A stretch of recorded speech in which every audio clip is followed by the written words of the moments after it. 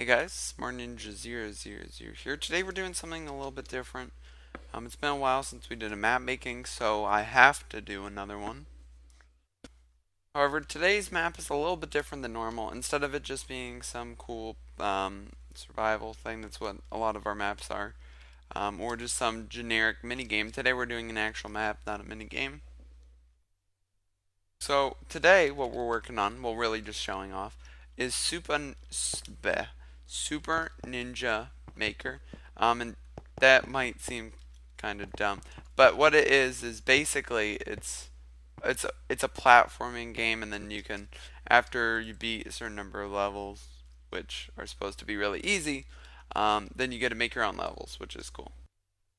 Anyways, what's cool about this though is the way the mechanics work. So I wanted to not just be generic parkour, I wanted to be custom things. So what we have so far set up, and I'll go over everything I want to have finished. This is just supposed to be really easy for, it should be really basic mechanics that are just have kind of cool stuff. We do want to make it like we do want to give it a good number of levels, but we do want to open up the possibility for lots more levels. So we'll have lots of empty things like this, just set up for you to build in. Anyways, the first thing we have is the pink wool. Now what pink wool does, it's pretty cool. So what it does is it swaps the pink stained glass and the terracotta. Now you might think, oh, well, what's the difference? Well, pink terracotta is just normal blocks that you can walk on, but pink glass, you can't shift on and you fall through it. Now what's cool about this, that might just seem kind of basic, like, oh, okay, whatever. What's cool about this is you'll notice whenever I hold shift, well, I'm standing on a block, my jump height increases. So I jump higher, the higher my shift bar is. So it's pretty intuitive, the higher, if you go full jump. And you do have a slight little grace period kind of deal with your jump height. Once you go full, you'll notice it takes a second for it to go away. It fills up faster than it goes down, which I feel is kind of important. But it's cool because then if you do something like this, you can't actually do a high jump unless you do something like that. And I think we got maybe 2 blocks from that. Because if I were to try and do a high jump off this, I fall through it. Now you will notice it doesn't even go up a little bit. So there's literally no advantage to sneaking on those. That's just a death trap. And of course I want this to be fancy, so I added some custom music.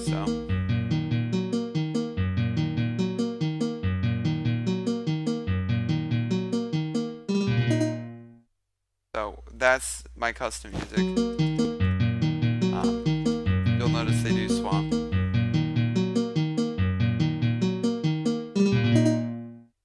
I think it sounds pretty decent. It's just kind of basic. A nice little repetitive tune that you can keep track of how much longer. So it goes da dee da dee da dee da da dee, you know, back and forth. Just it's a nice way to keep track, basically. That's the goal, to keep track of how much longer you do have. Because if, for example, this level, which I'm still working on, once the timer goes away, you won't be able to jump anymore, and you won't be able to get it. By the way, if you're wondering what the green thing is, that's where the checkpoint's going to be positioned at.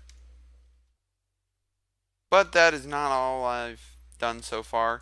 We do have the pink wool. We also have the jump, which I think is, I love the jump. It's so great. It just does some jump boost, and you see if actually it looks really cool in your inventory because you see it going down. You can get jump boost 5, and it goes down. We also have the slime block. Now the slime block is super sick. It took a little bit of time to set this up, but it's totally worth it, like a little bit more than I wanted, because of how great it works. So the way the slime block works is it has 3 different jumps. So it has default jump, which is 5 blocks, and that might seem pretty high, but we can't get there. If you hold shift, if you just hold shift, you saw the other jump, you get about 4 blocks, I think, maybe 3. It's a decent amount, but if you hold shift, when you land on it, you'll notice there's some smoke clouds that spawn. And it's a little bit hard. You only have 3 frames to do it. Not too bad. You can do it consistently. I think I might end up changing it. And you can get a nice 7 block jump, or 6 blocks up. So, it is cool. Again, the first one you can jump into something like this. I mean, you can, that's pretty easy. The, just regular, just let it jump, is just slightly, that's just 2 blocks below. And then this one's the high one. Hard, it's kind of hard. Is up the full thing. Now, if you go exactly that, I don't actually know if we can land on this. You have to time it correctly. Oh, that was kind of high. So there's different things you can do. You can't actually get really high with this if you do it correctly, because what's actually happening is you have, if you do it slightly before, you're actually landing on it. You want to do it just slightly before you land on it, and you can get up pretty crazy high, which is cool. So there's lots of different heights and different things you can do with this. It's kind of tricky to get used to it. Yep, there we go. We got a nice high one. But it's really cool and really intuitive or something. As for custom textures, I'm not going to do anything with this map. You can actually here, I'll just play through a little bit of what it feels like. Oh. Some jumps are harder than others. Some aren't hard at all. Now this won't actually change because it changes on the other. It only does in the playing area, and then this just gets cloned. So these are the things that actually changed. But it's really cool. I really like this map. It's going to be pretty sick, I think.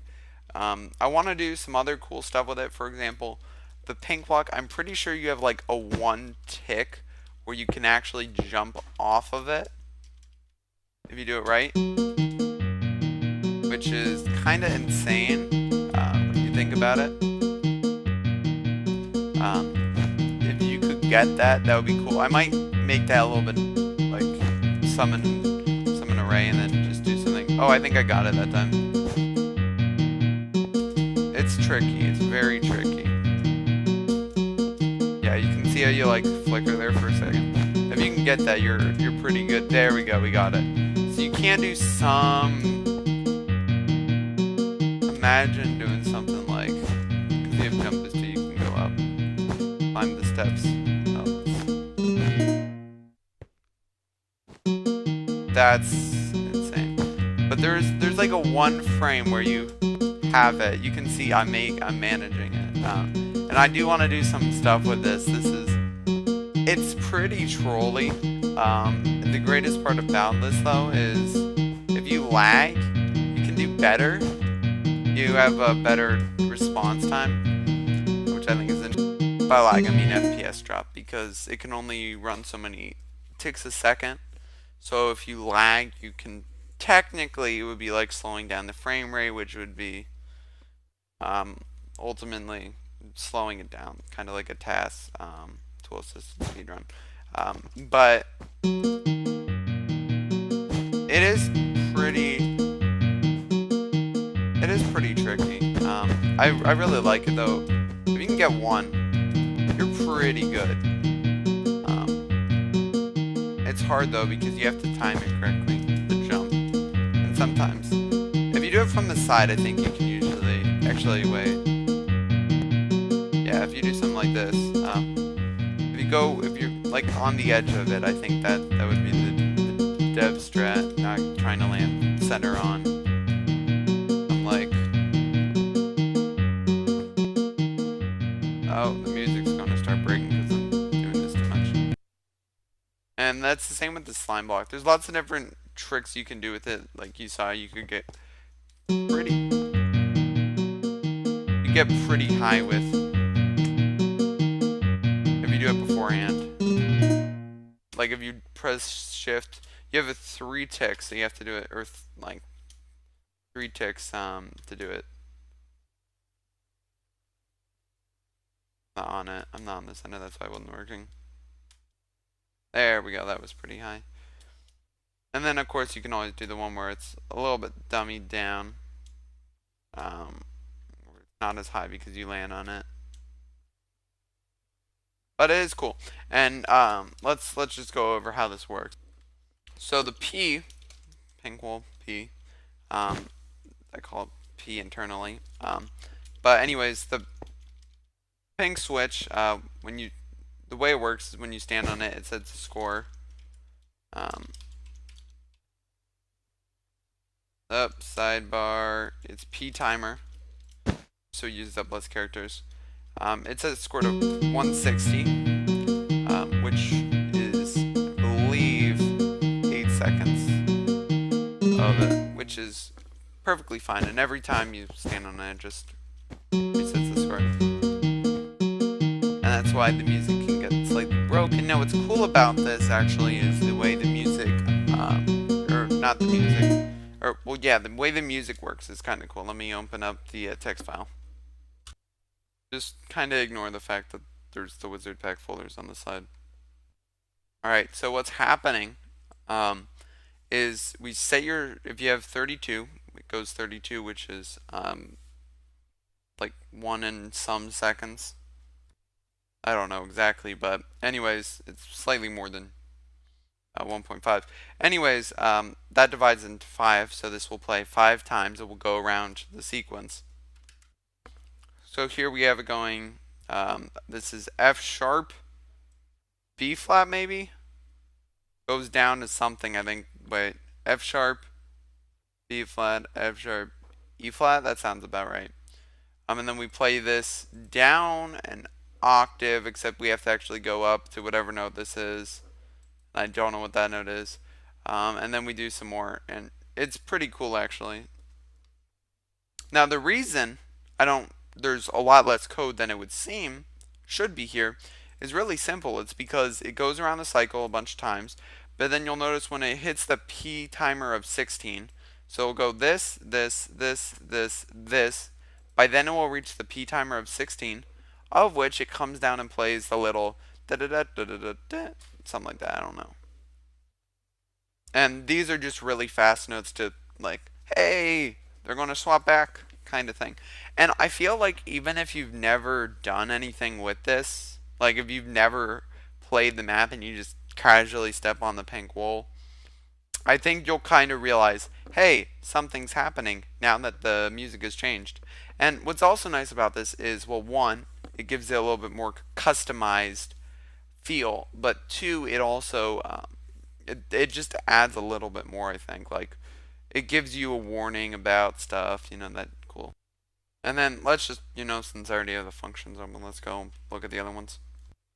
So here's slime. It's very messy code, but basically, if there's a slime block underneath the player, we set their score of levitate to 5. Levitate just shows how many ticks they're actually being levitated for, because 1 second's too long. It's too long. So, anyways, what we do is we tag the player if they have high bounce and they're not levitating, we remove it. But the way the high bounce works is if they have a score of sneak length. Sneak length is the same as sneak timer, but it only resets instead of resetting every tick. It just goes up continuously until the player stops sneaking, of which it resets itself. But what's cool about it is the fact that it allows us to time things. So you can see here, if they are on the slime block between 1 and 3, meaning they shifted, they sneaked, shifted, whatever, in between those 3 ticks about, then it will give them high bounce, which if they have high bounce, you can see here, gives them levitation 20 instead of levitation 7. Much more effective. Of which we run some particles if they have high bounce. It only lasts for 5 ticks, so you don't really have to worry about it. We clear their levitation if they no longer should have it, and we remove the score levitate. So that's high bounce, or slime bounce, as it says with the hashtag. Here's jumping. The way jumping works is pretty basic. It's just, actually I'm going to zoom in a little bit more because can I not? There we go. Okay. Ooh, that's big. Alright, so what we do for this is we just Jump, basically, if jump height is your score. If you have it and you're not sneaking, it goes up by one. Um, if it's 18, if it's less than 18, it will add two. And it actually only goes to 15 on the boss bar, so that way it looks like there's a little break. Really, there isn't, and that's kind of tricky to think about. But if you have exactly, for whatever reason, if you have exactly 15, meaning the boss bar is 100% full, you don't have the jump boost 5. You have to be slightly over it. Now, this might seem a little bit weird, but really, it does work out nicely. Anyways, we store the result of the boss bar, or we restore the result of getting your score into boss bar jump. We do a little function we run this function just so it runs at the correct tick. And we do a little bit of adding and stuff. It's pretty basic. Pink switch, what we do is we just execute if there's a block. Pink wall, we set your score. I think I might have showed this. Anyways, yeah, if there's the switch color is just a function that does a little bit of fills. It's like two commands. I don't need to show you that. It's just two fill commands replacing. Actually, maybe I should. The only reason I'm showing it is because of the method we use. So we want to swap both of them, but if we try and use just running two fill commands replacing, it will fill with whatever block was last. So what we do is we fill it with sponge replacing the pink terracotta. We replace the pink terracotta with pink stained glass, and then we replace the pink stained glass with sponge. That might be a little bit weird, but here's what happens. So first, pink terracotta is being converted into sponge, of which the pink glass is being converted into terracotta, and then the sponge is being converted into pink glass. That's confusing. Terracotta becomes sponge, becomes glass. Glass, oh, no, glass becomes terracotta. Sponge becomes glass. So, again, if that's slightly confusing, don't worry. Basically, we're just doing a little cycle, so that way we can get everything to be correct. And that's pretty much the basics of this map. I know it might not seem like I mean, this seems like there's a lot of features in this. I feel like there's a lot of potential with this. But really, we only have a few different mechanics, but it just adds a lot. Now, I do want to do one more thing with the map before it gets, like, out everywhere. I do, like, before I start working on the levels, I want to make it so you can throw these birch blocks. Now, I love these birch blocks. I don't know why I like them so much, but they are very nice. So what I want to do is I want to make it so, say I'm here, you should be able to throw them. They transform into a block and they can activate as something. Or if you want to be really cool, throw them. It will do something. I did a video about this. This is actually a Mario Maker thing I did a while back. Throw it. It will bounce off the wall, come back, and you can jump on it again. Or do some other cool stuff. Like, for example, these dark blocks are supposed to kill you. Maybe you do something like you look here, throw it, ooh, bounce off, because it bounced off the wall, comes back to you. I did a video about this a while ago. It's pretty, it was a cool concept back then. This is kind of taking it up, and I don't want to, like, be blatantly obvious, but a lot of this stuff, yeah, it's kind of Mario Maker. Like the sponge trampolines, P-switch. Dude, I mean, I think it's cool though. Tell me what you think. I mean, it's still very different. It's 3D, first off. There is the shifting mechanic, but I mean, it's based off of, classic Mario type of stuff like that. So, I think it is cool though. Anyways, tell me what you think. Should I keep working on this? Would you like to see me do this? At least give you updates, maybe. But yeah, tell me what you think in the comments below. I might plan on streaming this, like streaming working on the building. If you would like that, then be sure to leave a comment saying so. Otherwise, I'll probably do some Mineplex stuff. Anyways, that's it. Thank you guys for watching. Hopefully you enjoyed. And I'll see you in another command block mapping video. I don't really know. But that's it. Bye, guys.